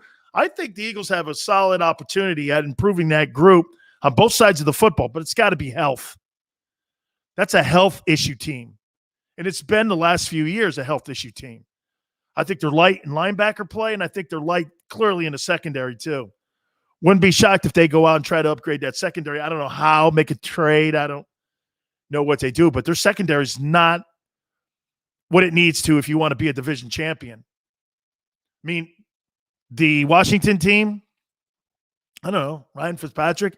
Watch this. Ryan Fitzpatrick could probably come into this year, throw for 4,000 yards, 30 touchdowns, and put that team back into a position where they're the best team in the NFC East again. He's got that capability, but he also has a capability of going in there and having a third year. Just too up and down to where you're at going. And then there's Dallas. Dallas's defense, I don't know. And then Dimes Jones. Come on, man. Dimes Jones has shown me nothing but pennies. I don't see it. I just don't see it.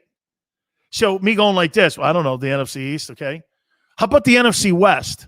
Look at how that division has improved like a you-know-what. Matthew Stafford, it's funny, we were talking about Matthew Stafford prior to going on the air, and I'll say this to you. Matthew Stafford, okay. Well, he really didn't have an impact at all in Detroit.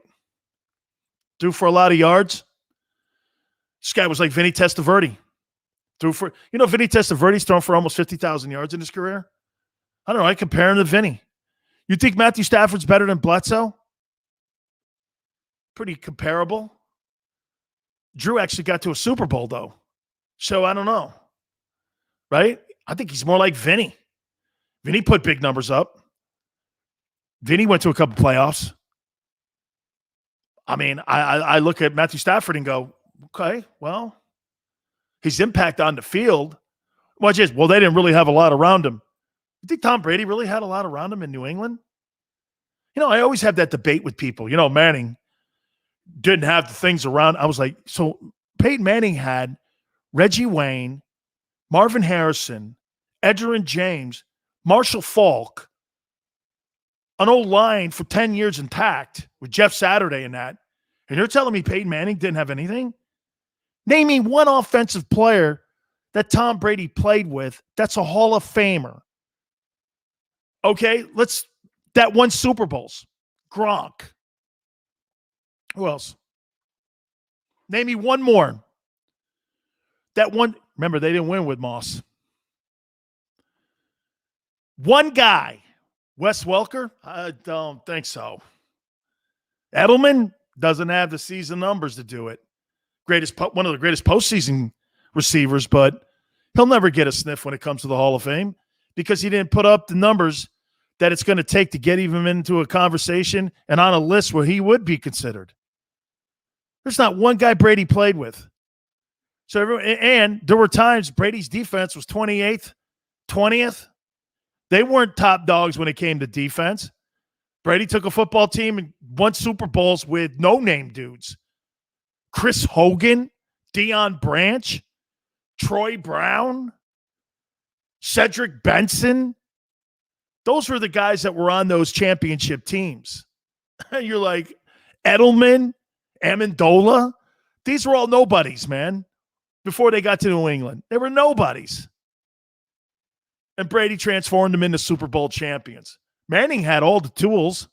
So when you tell me about Stafford, okay, I give it to you. Stafford never had really a guy in that offense that could get you 1,000 yards. I don't think maybe the last guy that gained 1,000 yards in Detroit was Reggie Bush.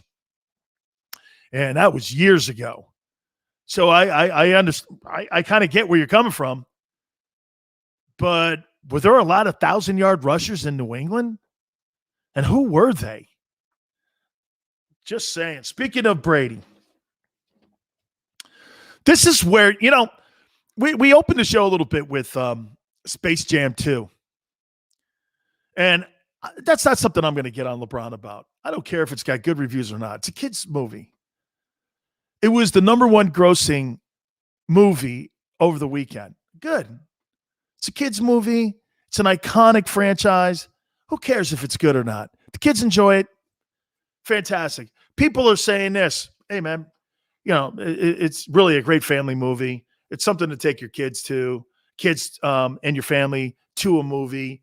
And, we haven't had a chance to go to movies. This is really going to be a great opportunity to get everybody to go. That sounds like a fun time, man. Eating snow cones and cotton candy and popcorn and going to a movie again. That's fantastic. Great. I'm not ripping that. And that there's LeBron hating. Oh, this thing's not The Godfather. And you're like this. What, were you expecting this thing really to be Deer Hunter? Or were you expecting this thing to be like Apocalypse Now or something like that? Because it's a kid's movie. Relax. See, this is LeBron hating. No, someone say, Sills, you don't like the guy. Yeah, but I don't like the guy for his antics and his crying and all that other stuff. And the self-promoting. Do I think he's a phenomenal basketball player? Absolutely. Has he been a great ambassador for his sport? Absolutely. Has he put an iconic career? This is dumb. Of course he has. Got to give the guy his justice. I know my friend Howard Eskin hates the guy, calls him a fraud. Okay, but that's the debate that I have. Do I think the guy's genuine? No. But come on, man. You can't argue with what he's done. And the brand, he's $1 billion athlete. I mean, come on now, right? This guy made it mobile or made it fashionable to be a mobile athlete for you to go around. So there's all that hating that goes on. Brady's got a little bit of that. I saw a poll a couple of years ago that Brady was the most revered and hated guy with NFL fans. How can that be? It's like the Howard Stern factor. people loved listening to Howard when he was on in New York. When he was on terrestrial radio, man, when I was a kid growing up, everybody loved Howard. And guess what's funny?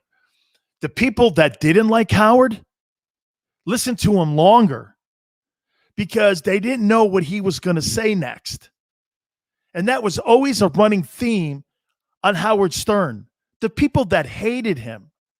And if you're a great sports talk host or a great sports broadcaster, why do you think Howard Cosell was able to last as long as he did? The people that hated Howard loved listening to Howard. They just didn't want to admit it. But they listened longer.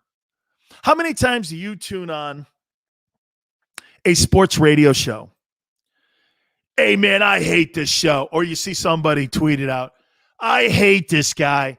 I'll never listen to him ever again. You're lying. You'll be tuned in tomorrow at 6 a.m. or 3 p.m. listening to me. Who are you kidding? You'll be there again. My favorite ones, and it plays out on Twitter. My favorite ones, and they do this to me on my Twitter page, at Dan Sileo Show.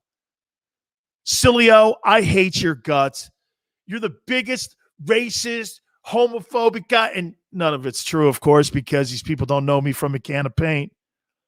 But they follow me on Twitter. How do you justify following me on Twitter, calling me those things, and yet you find it in your whatever to follow me? I whenever somebody does that, I just start laughing. I'm like, why do you follow me then? If you think I'm these horrific things, why do you tweet at me? And why do you follow me? It's the same thing in radio. Same guy calls up at 3:15 every day from Cherry Hill. Hey, Howard, I hate your guts. You know, you're always a Sixer hater.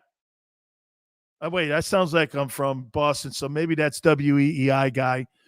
Okay, calling from the Southie area. Hey, you know what I'm saying? I don't like you, man. I hate you.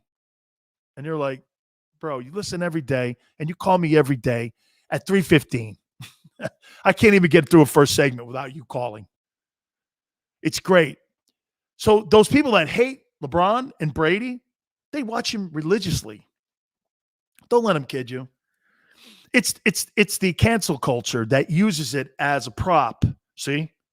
Let's start a petition to get this. They use it as a prop.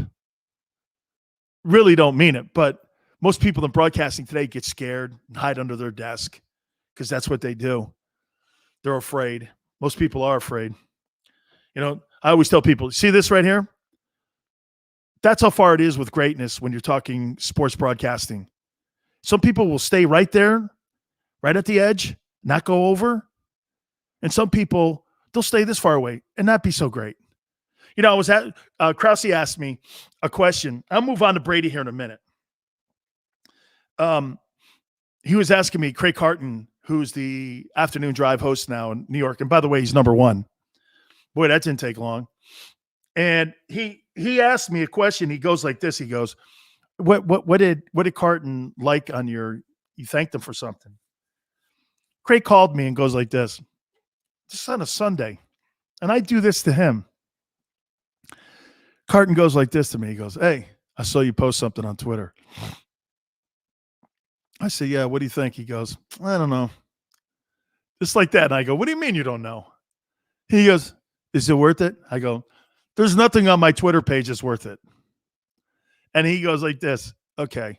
So we went over a topic and I went, all right, I'll delete it. And so I said something to him today. I said, really? You're talking about a quarterback's hot mom? Really? He goes, you think that's bad? I go, I don't know. And that's how we're doing it now. I don't know. You know, I don't know. Would you do it? I go, no, I wouldn't do that. You know, well, she's really got a lot of likes. The new quarterback from BYU, his mom, I guess, is smoking. And so he kind of got caught in the middle of something. And he tweeted something, and I went, I don't know. I did the same thing to him. I don't know. He's like, okay. So I deleted it. So he deleted it. And we had a conversation this morning about it. We're all looking out for one another because, again, no one else is going to look out for us. So there's haters out there. LeBron and Brady have them because they're the most successful athletes that we have in sports today. So I was watching a couple of the shows, and one of the guys on the show, Emmanuel Acho, I think it was Speak for Yourself on FS1, called Brady a liar that he really couldn't have had an MCL tear the entire year that he played last year and won a Super Bowl. He said, there's just no way. So what he's doing is he's trying to, he's trying to enhance the story like Jordan had a flu game against Utah. And so Brady's trying to make last year's victory seem even more iconic than what anything he's ever done. And it adds to the myth of Brady. Does that guy come off to you that he's going to make a story up so that he can accentuate his place in NFL history? There's very few things, folks, that guy can do that's left to accentuate that resume. He's won 7 Super Bowls, been to 10 of them. He's the most iconic winner in NFL history, and he's going to go down as one of the top 3 players in the history of the sport. You think he really needs to lie about having a knee injury, playing on it, and winning a Super Bowl on a MCL strained knee, torn knee? You think he needs that? Does that even add to it to me? No. Because Brady, of course, has to be hurt. He's played too many years not to be. You think a guy that's got 21 or 22 years, when he's working on week 16 of the NFL, you think that guy is not with some types of aches and pains? When you've played the game that passionately, that long, and you think that guy, Tom Brady probably plays an NFL season right now with all the years that he's put in and the injuries and the hits that he's had in his career. Tom Brady probably plays at 90%. There's never going to be a time in his career where he's 100%. What chance? He may come out and tell you this, well, I'm 100%, nothing's hurt. And the difference between hurt and hurting, okay? Maybe I should reverse that. I'm not hurting, but he's always going to be hurt. You can't play that length of time in an NFL career and not come away with injuries. So to have people in broadcasters question. Now, see, look, this goes down the line of hating and where I was going. Okay, Deflategate, really? How many people truly believe that Deflategate had anything to do with Tom Brady's success? I'll wait. Not long. I'm over it. Nothing. How many people believe that Spygate had anything to do with Tom Brady's success? I'll wait. Not long. Nothing. That's all to get in your head. That's all to be gamesmanship inside your head. Nothing more, nothing less. All to kind of give you that impression and just to give you that little doubt that there's something seedy going on, because that's what the Patriots did. So to have people question Tom Brady's injury, and you love the media guys that are doing it. There's these NFL guys. I was talking to you about Lane Johnson, the offensive lineman for the Eagles, having to defend Nick Sirianni because some stupid ass, Michael Robinson is his name. He's on the NFL Network going, everybody in the Eagle, well, not everybody, but there's guys inside that organization that really don't like what Nick Sirianni's doing. How can you tell? They were only in helmets and shorts. How could you tell? How could you tell? Well, just something. Dude, anybody who's been in an NFL locker room knows helmets and shorts and OTAs, is not a way to evaluate a coach, because most of the time the assistant coaches are taking complete charge, and so are the players. What was Bruce Arians say during OTAs? He let Tom Brady coach the football team pretty much. He kind of stayed away. He said, let's let the players deal with this right here. Let's see if we can build some type of leadership up with this group here, and we go into the upcoming 2021 camp, and we'll be able to rock and roll here. Most of those coaches, when you have a football team like that, they want to put it in the hands of the players. So how can you tell if Nick Sirianni? So again, the point of misinformation and the guys that are throwing it out there today, people in the media, look at what's going on with Rachel Nichols and with Maria Taylor. Those two are having fights on who's going to get the bigger job at ESPN. And it's people in the business that throw these things out, that throw this misinformation. I talked to you about the Damian Lillard deal. Damian Lillard came out today and went, I don't know where that came from. I never said that I wanted it all in any way. I wanted it all out of Portland. I never said that. I don't know where that narrative came from. Have no idea. It's people in our media. They do it in mainstream media. Just watch CNN for about 20 minutes. Then you can throw up all over yourself on how some of the stories, you just listen to the stories and you're like, who said that? So Brady playing with an MCL tear, of course I believe Tom. I'm going to give Tom Brady the benefit of the doubt. If he says he had an MCL tear, what's the motive here for him to lie? He won the Super Bowl. Oh, I know. Makes him look bigger. Right. Okay. Really? All right. Speaking of Brady, his former team, the Patriots. It looks like there's a culture change that's going on in New England. We'll hit on it next. You keep it here on the National Football Show. I get scared sometimes. Of a lot of things. Joining in. Decisions. The dark. The dark. But I once heard someone say, But as I always say, it's okay to be afraid. as long as you face the fear. And keep moving forward. Wherever you are in life, count on the name trusted in insurance for over 80 years. Independence Blue Cross. The savoring taste of a good bag of beef jerky is so enjoyable at any time of the day, as long as you can find it. Here's what we suggest. Pure Bull Beef Jerky is our answer, and soon it will be yours. Locally produced in the Philadelphia region, this high-quality, healthy protein snack is easy to secure. Go to steersnacks.com, and you'll see hot garlic, tropical heat, Pure Bull dry rub, and our favorite, Huck and Fod. What's that? Huck and Fod. Go now to steersnacks.com. Welcome to the Wildwoods, the perfect place where you can safely do everything or nothing at all. Catch a wave, take a nap, go for a drive, grab a bite. It's your vacation, and we're doing everything we can to make it a safe one. The Wildwoods. Your vacation, your way.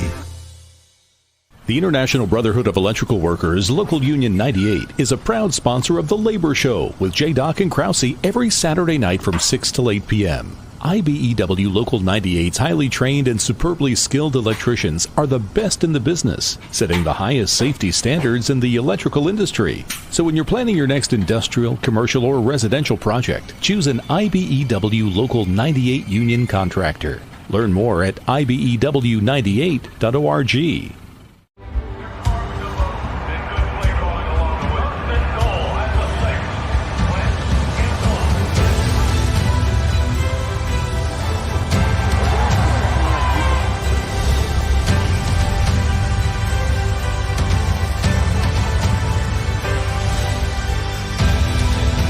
Field of life, First Trust Bank is there for you. Champions on 3. 1, 2, 3. Because Philadelphia dreams deserve a Philadelphia bank. This is a key. It's a family tree. It's a pair of wings. It's a secret handshake. And a ticket to anywhere in the world. It's more than a uniform. It's the door to a world most people only dream of. There's strong, and then there's Army Strong. Try it on at GoArmy.com.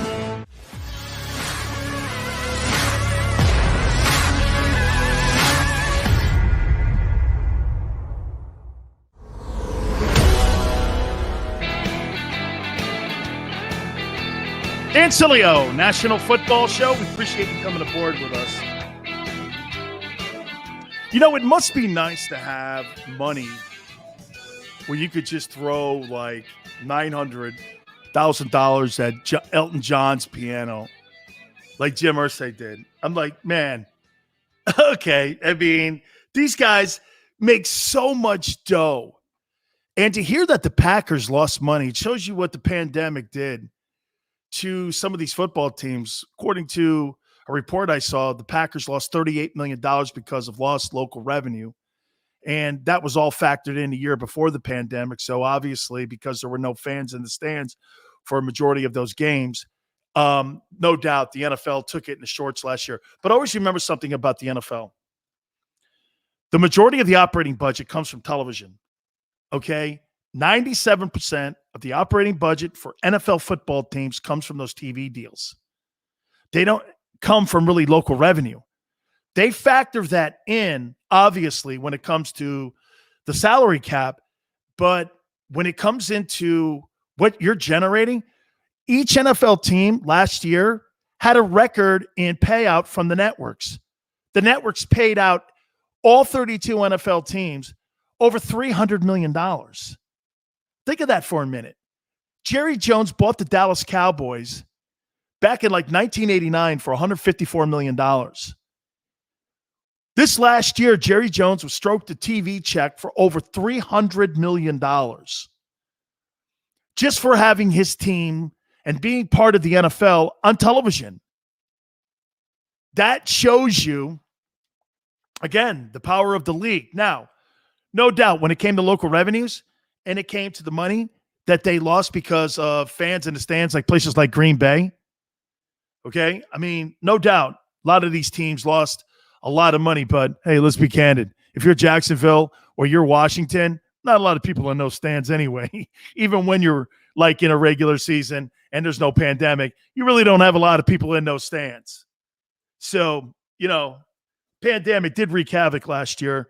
I guarantee you that rights itself and corrects itself this year because I think there's going to be a great upcoming NFL season this year. All right. So this Stephon Gilmore deal, 2019 NFL Defensive Player of the Year. He is such a great ball player. Really a great football player.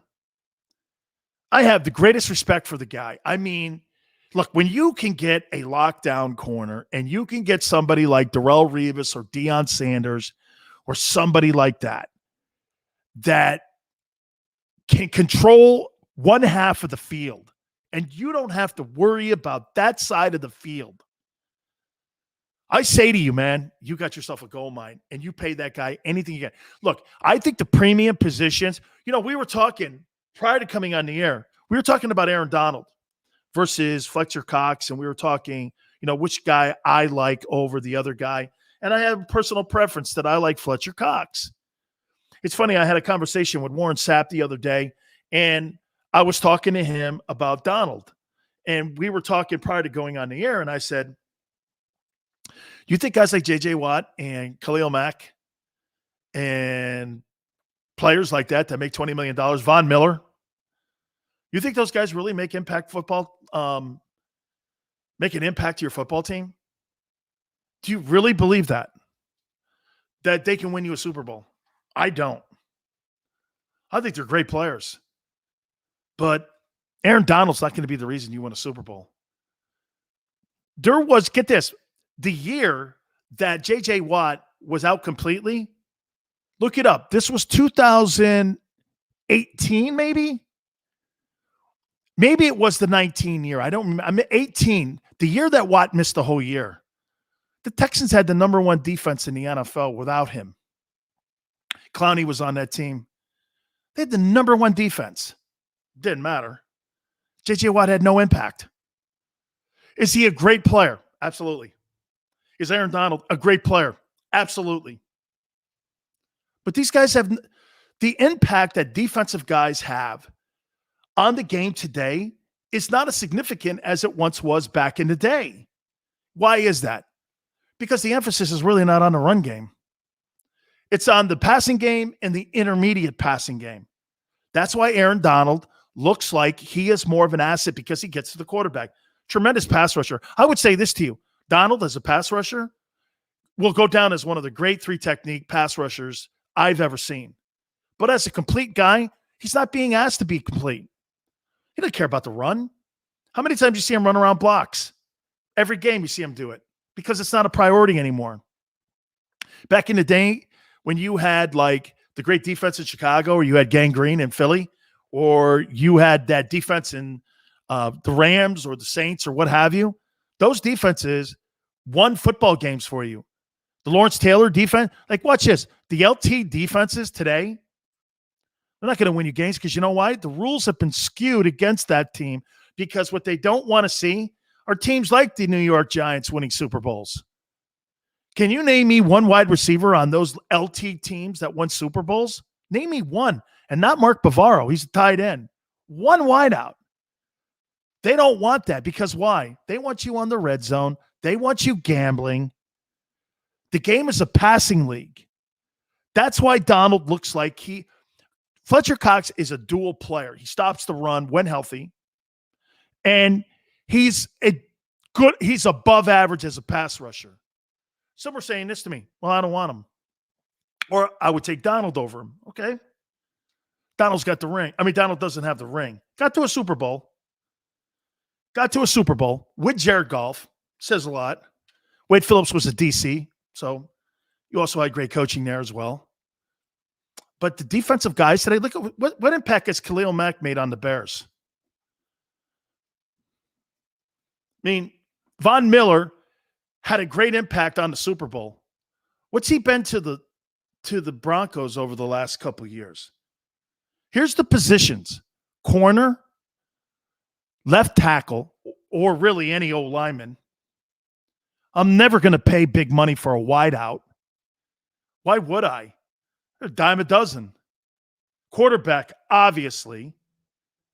Those are the positions. Like I said, corner, O-line, left tackle, maybe a pass rusher.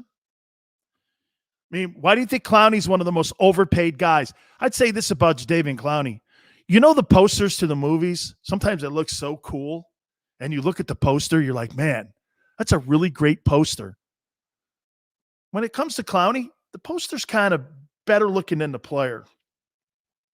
He's never had a double sack digit year in his entire career. Okay? It's kind of like, the poster, he's a little bit more hyped than anything. So with Stephon Gilmore, he wants to get paid. He should get paid. And if you're New England, get this. This is the first time they've had to deal with stuff like this. Because with Brady in the room, we had, people that were making comments down in Tampa. Well, I took less money because I wanted to make another run at the Super Bowl. Stephon Gilmore's not saying that anymore. He goes, I want market value. And if it's not going to be here in New England, then let it be somewhere else because I'm not going to take anything less. New England never had to go through that battle. You don't have a signal caller in the room now where, hey, man, this is really more about winning than it is anything. Gilmore's like this. I've won already. Okay, I got championship rings. I'm pretty good with who I am. I want to get paid now. And quite frankly, the environment in New England, it's not what it was a couple years ago. So, you're Stephon Gilmore. This is going to be interesting to see how this plays out. The two storylines going into camp have to be Brady and him getting his team prepared for a 2021, Rodgers, and I want to see what happens here with Stephon Gilmore and whether or not he stays in New England or if he ends up packing up and looking somewhere else to play. Hey, man, could you see Stephon Gilmore in Philadelphia? They need a DB. That's a pretty good fit. I can't think that Gilmore would stay in the AFC because Patriots ain't going to want to see that guy coming back to haunt him. But could you see that guy playing somewhere in the NFC? I could. All right.